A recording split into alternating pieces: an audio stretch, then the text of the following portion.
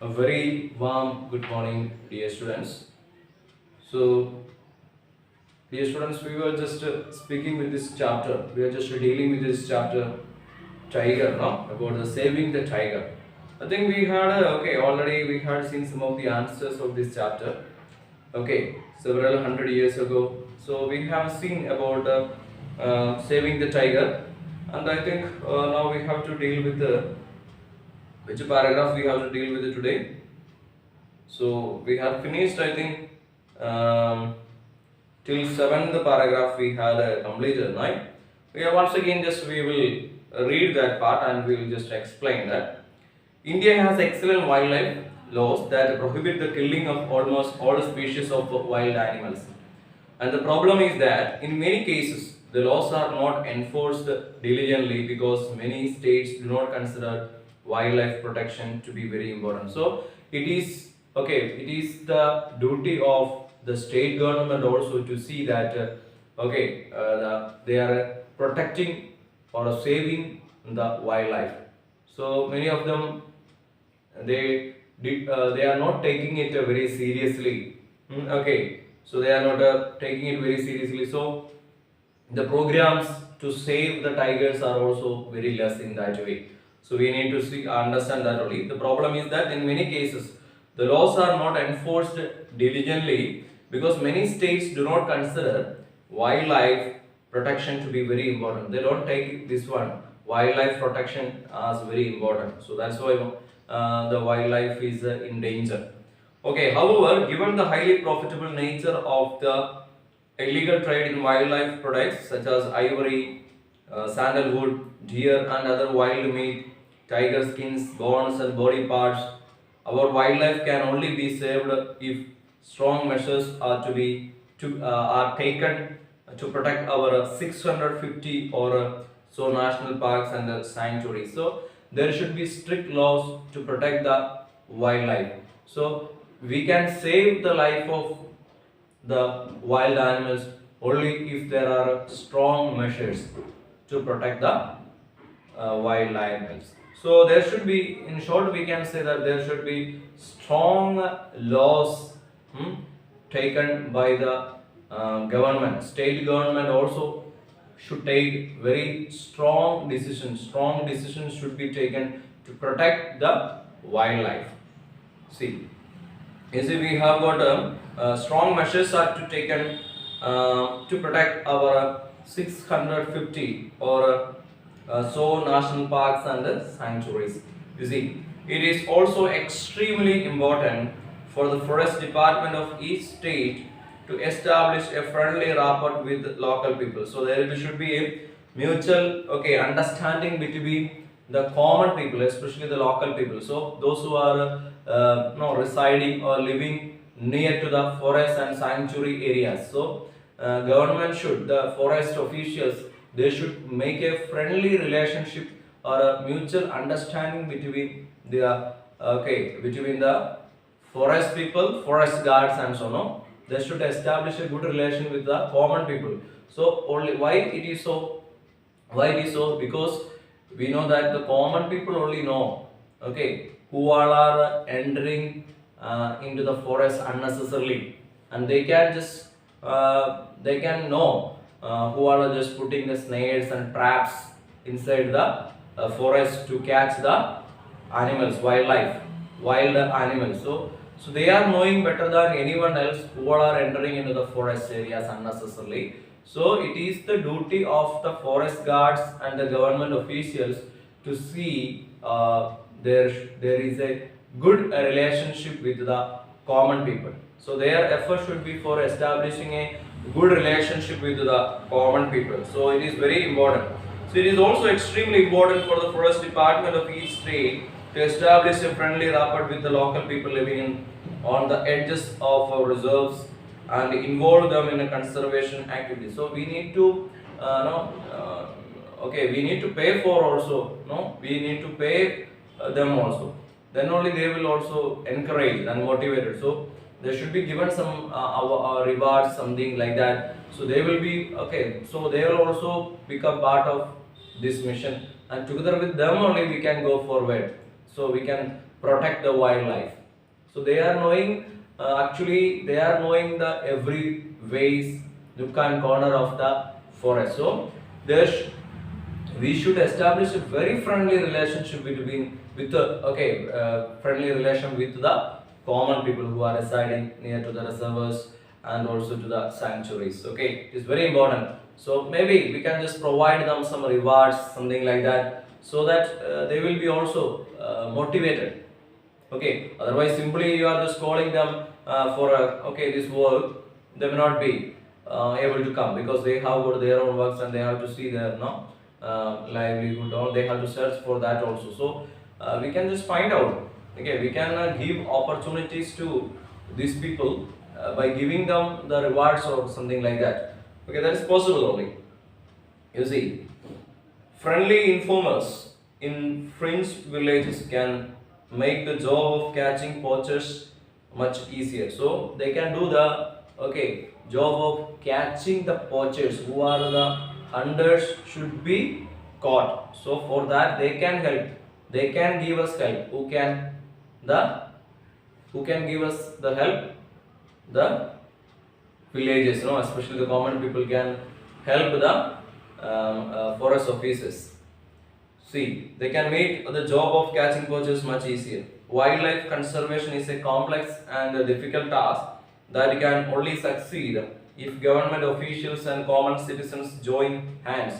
If they are working together, the government officials alone can't do anything here because they are strangers actually to the forests and reservoirs and to the sanctuaries. But only if the common people and but again the forest officials are working together, then the activities will be more successful. The activities, the programs, saving the tiger and wildlife and wild animal is only possible when there is a cooperation between the common people who are residing near to the reservoirs and to the sanctuaries. That is only possible. If there is no mutual understanding between the common people and the forest officials, that will not be the program will not be a grand success one. So that we need to see the success of this program. So for that there should be mutual understanding between the forest officers as well as the common people. So that is very much required here. This kind of cooperation is vital as India's wildlife treasure belongs to all of us. So you need to understand here the India's wildlife treasure is belonging to all of us. We should be proud of this. It is our duty to protect the wildlife. So when we are protecting the wildlife, we can be proud of that. No, you see this kind of cooperation is vital as India's wildlife treasure belongs to all of us. So wildlife treasure that is actually belongs to all of us, that we need to keep in our mind. So it is not only for the country in the sense it is we all are included in that.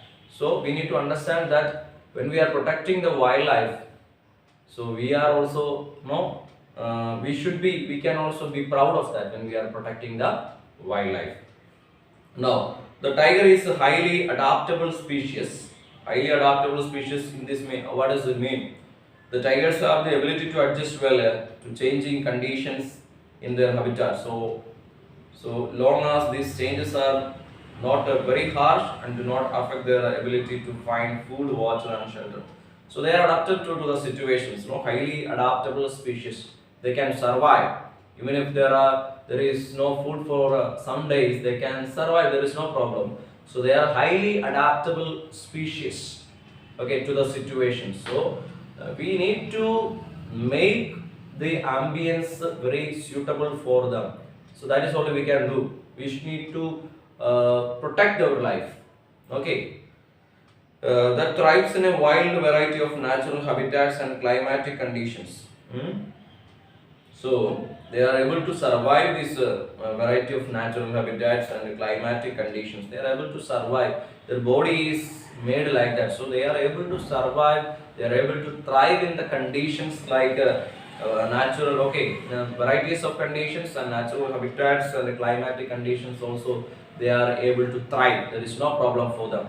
So there is a very, there is highly adaptable species. They are adapting to the situation. Okay, all we need to do is ensure undisturbed habitat with plenty of prey. So we need to only provide them. We need to make sure that there is a natural, okay, habitat for them, undisturbed habitat and plenty of prey.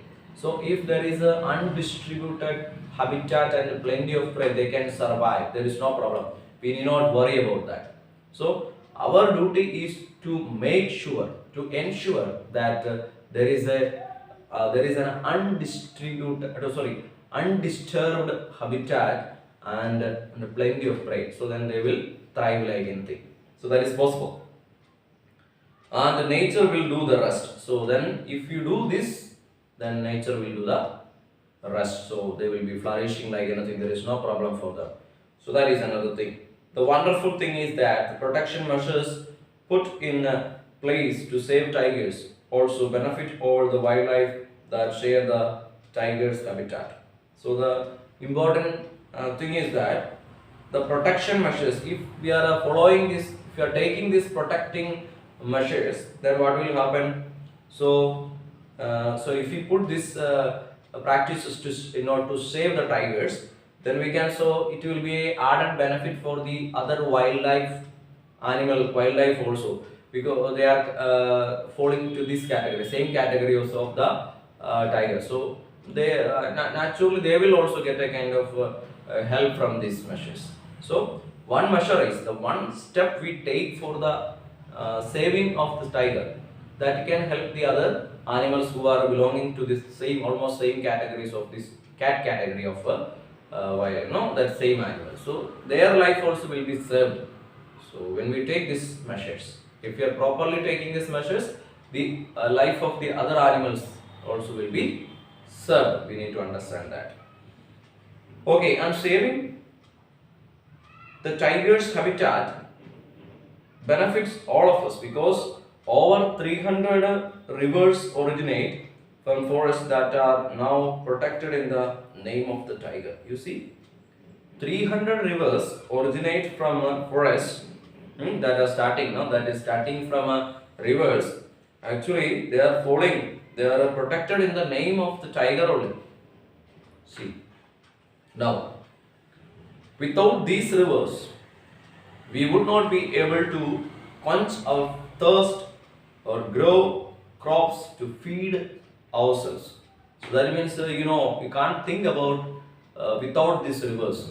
So that means without these rivers, we would not be able to quench our thirst. So we will not be able to quench our thirst, and we will not be able to grow crops or to feed ourselves. So that is not possible. The tiger is a magnificent symbol of our country. So that you know that it's a very important symbol of our country and all over the world. So tiger is a magnificent symbol of our country and all over the world. So India is known as the land of the tiger. India is actually known as the land of the tiger. Our planet will be a poorer place if this precious gift of nature disappears forever. So you know that India is a place where we have a plenty of tigers. So if we are losing this tiger, then our planet will be a poor place if this precious gift of nature disappears forever. So there we find a kind of if there is no what you can say, if there is no tigers, that means we will feel a kind of vanity, nothingness. That may feel. Our planet will be a poorer place if this precious gift of nature disappears forever. So saving the tiger is entirely in our hands, and we can do it.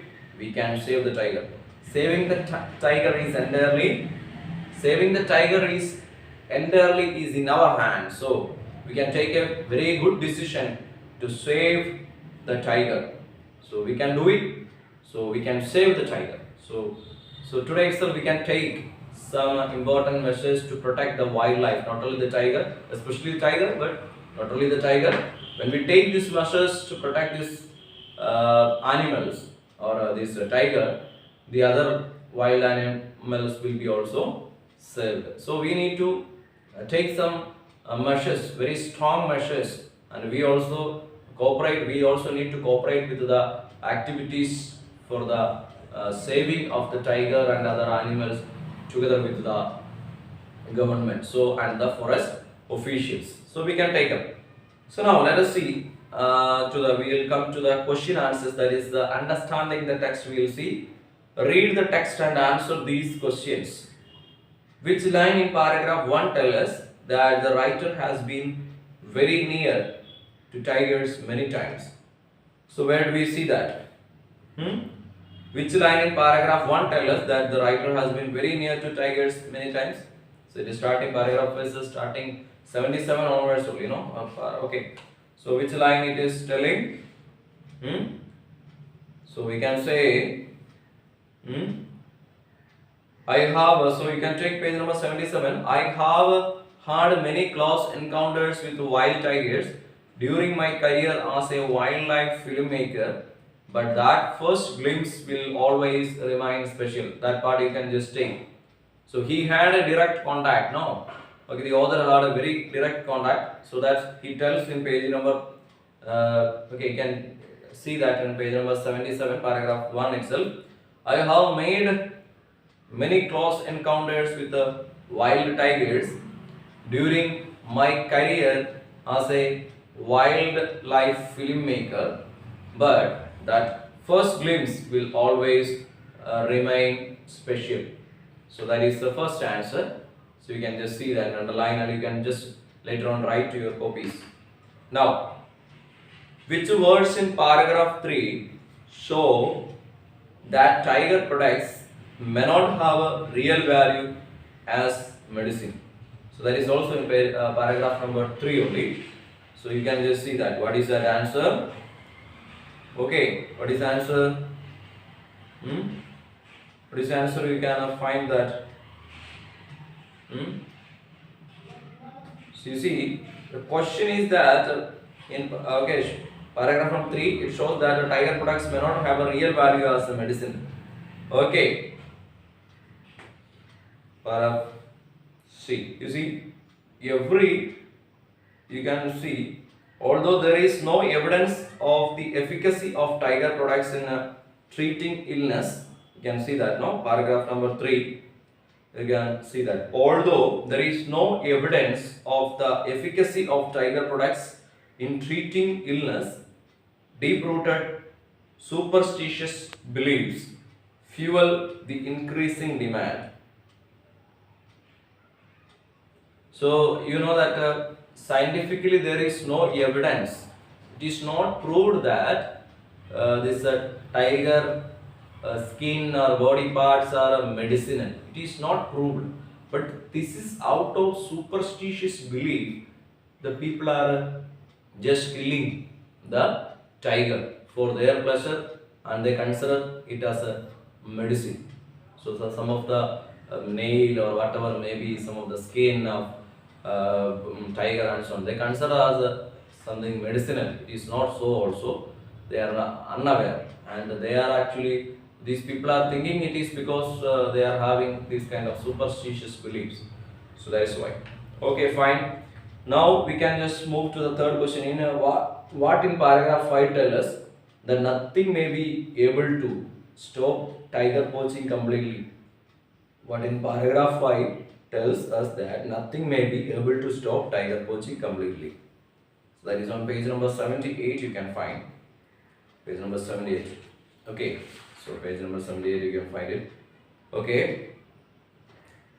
You see, although poaching has not been and can never be totally eliminated even in these reserves, the large number of cubs that are added to the population each year more than makes up for the few that fall prey to poachers. You see, it is on page number 78, paragraph number 5. You can find. Okay, once again I will repeat. Although poaching has not been and can never be totally eliminated. Even in these reserves, the large number of cubs that are added to the population each year more than makes up for the few that fall prey to poachers. So I hope that you all might have got the answers. Okay, now we'll move to the fourth question. Which line in paragraph 8 shows us the link between the tiger conservation and our drinking water needs? Okay, paragraph number 8. No, that is page number 79. Okay, so you can see that. Hmm.